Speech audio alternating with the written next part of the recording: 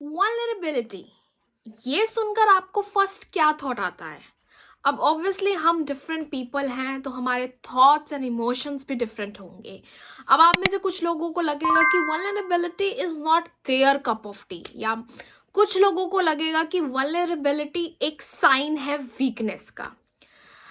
But I am here to tell you that vulnerability weakness का कोई sign नहीं है, it's a sign of strength.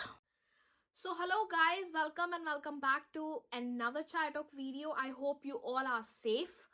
तो जो आज का टॉपिक है वो बहुत ही प्यारा और बहुत ही इम्पोर्टेंट टॉपिक है, which is vulnerability is not a sign of weakness. So without any further ado, let's get into this video. But as you all know, with a cup of garma garam chai.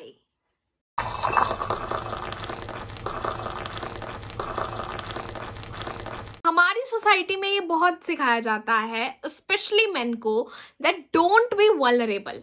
But let me tell you one thing here, that vulnerable होना उतना ही important है human beings के लिए जितना हमारे लिए oxygen important है।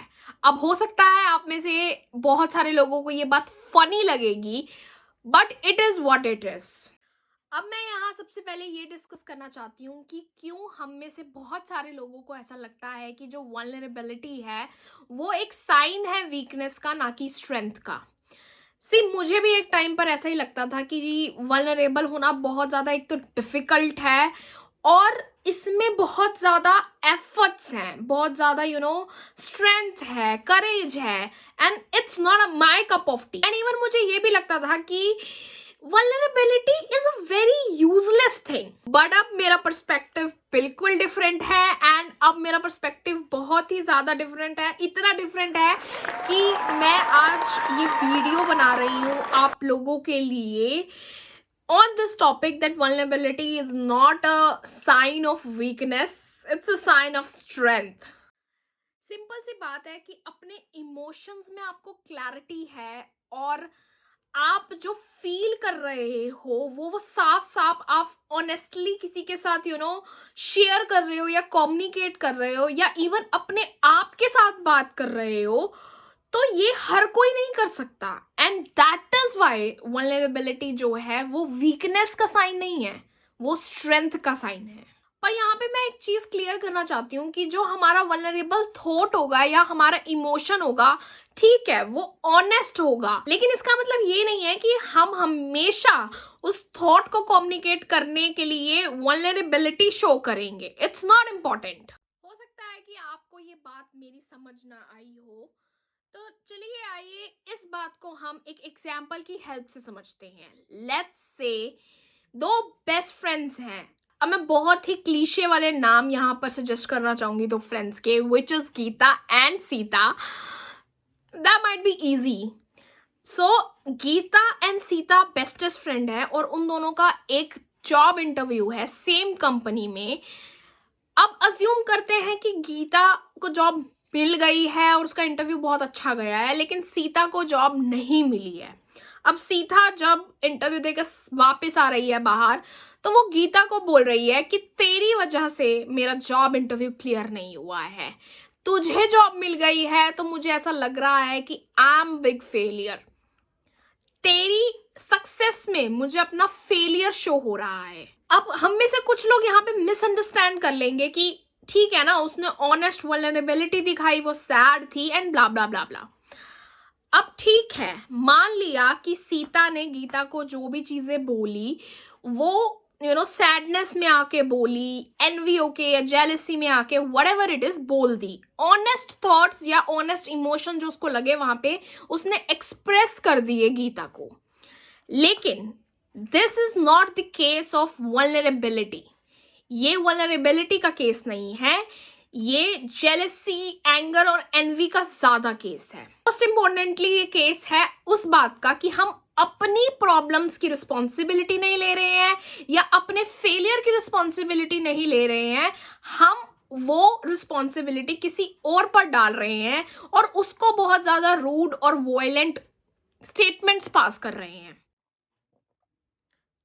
अब इस केस में वल्नरेबिलिटी तब होती जब सबसे पहले तो सीता जाके गीता को कॉन्ग्रेचुलेट करती है as a friend, and then उसे बोलती कि मुझे बहुत बुरा लग रहा है कि मेरा सिलेक्शन नहीं हुआ है, but I am happy for you and I am feeling like a failure right now, not because of you but because of what circumstances are happening around us. ना कि हार्श स्टेटमेंट्स देकर या violent statements देकर, ऐसी statements देकर कि जिससे सामने वाले का ही मोरल डाउन हो जाए।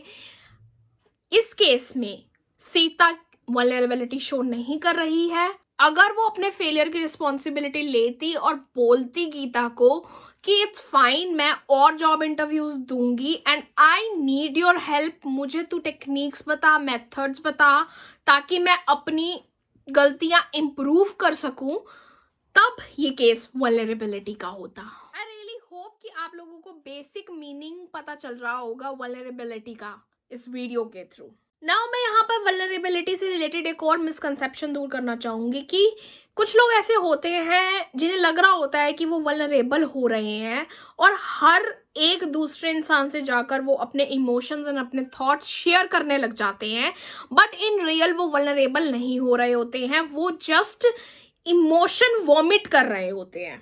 कभी ध्यान से गौर करने की कोशिश कीजिएगा कि हमारी लाइफ में बहुत सारे ऐसे लोग हमें मिलेंगे या होंगे भी जो बहुत सारे स्ट्रेंजर्स के साथ जाकर अपने इमोशंस एंड अपने थॉट शेयर कर देते हैं।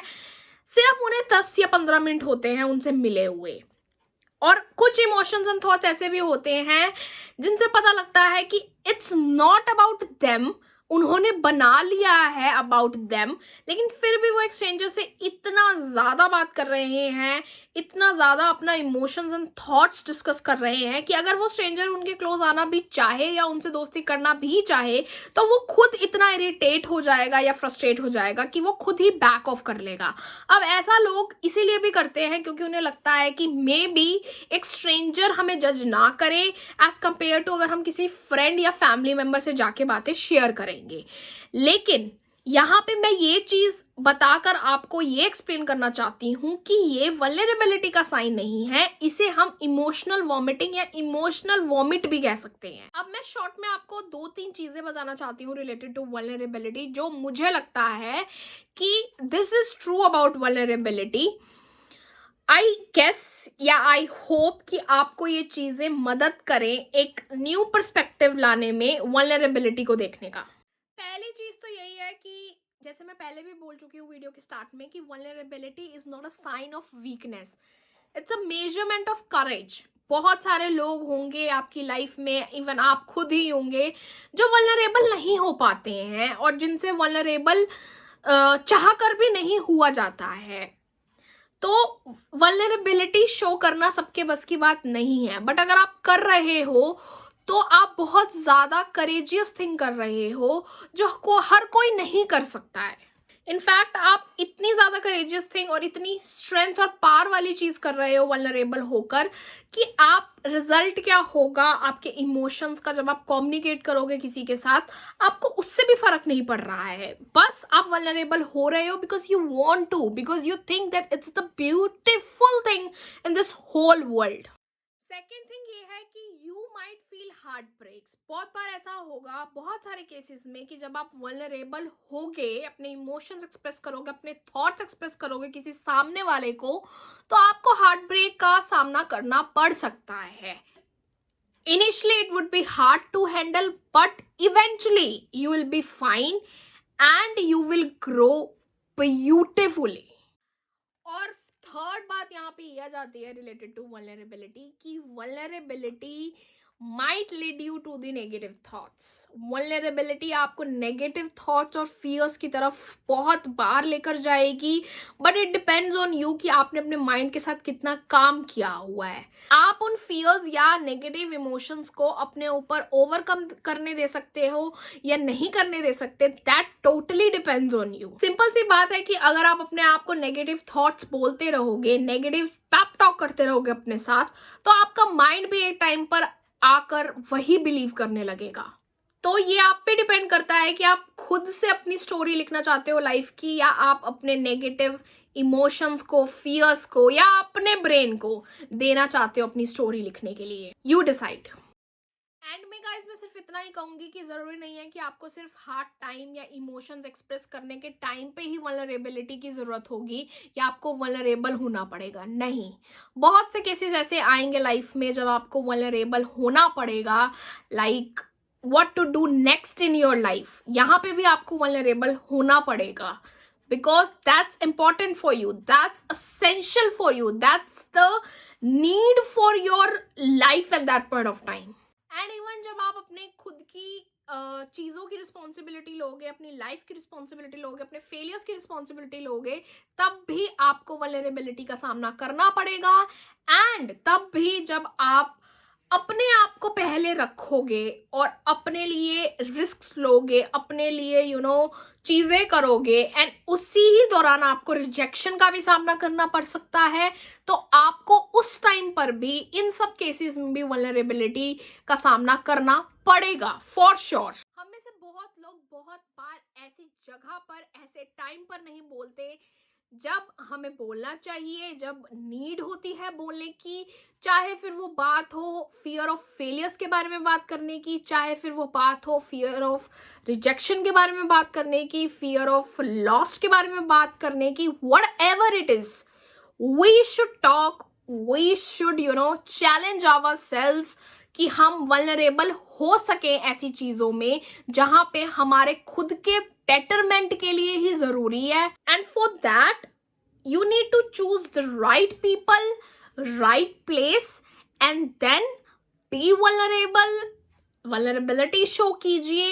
एंड आपको इस चीज के थ्रू ये भी पता लगेगा कि who will support you in your life, and then see how many things might change for you in a very positive way. So this is it for this episode guys. I hope आपको इस video से कुछ help मिलेगी, आपको एक नया perspective मिलेगा vulnerability को देखने का, एंड आप ज़्यादा वल्नरेबल हो सको अपनी लाइफ में। ध्यान रखिएगा कि vulnerability is not your weakness, it is your strength, your power. Now I will see you in another Chai-Talk video soon. Till then, take care of yourselves, stay safe, stay sane, and stay happy. Bye.